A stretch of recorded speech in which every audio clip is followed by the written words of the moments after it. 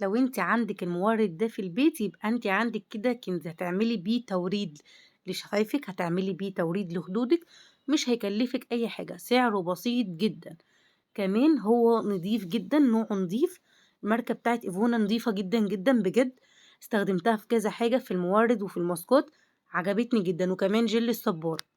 المورد أنا باستخدمه لشفايفي وباستخدمه لخدودي، زي ما أنتِ شايفة كده بابدأ أوزّعه على شفايفي وأدمجه كويس على الشفايف، وبعد كده أحطه على الخدود، أو هتحطيه على وشِّك لازم، لازم تبقى مرطّبة بشرتِك، رطّبي بشرتِك عشان يندمج معاكِ. بنات كتير قالوا لي: "ده بيطبّع معانا يا هدير." لأ هو ما بيطبّعش، بس حطّي ترطيب لبشرتِك وادمجيه، حطّي 3 نقط وبعد كده تدمجي. بُصّوا ده شكله بيدّي شكل فظيع للخدود. حاجة تاني لو أنتِ عايزة تعملي توريد لجسمِك، تقدري تعملي بيه توريد لجسمِك. طبعًا كلّنا عارفين إن جلسات التوريد بتبقى غالية أوي للجسم مع الحمام المغربي.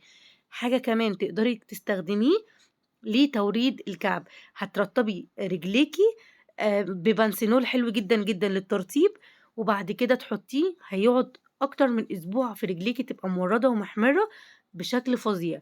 شايفين الشكل على الخدود عامل إزاي، شايفين شكله على الشفايف، بيدّيكِ look طبيعي جدًا وسعره حلو أوي.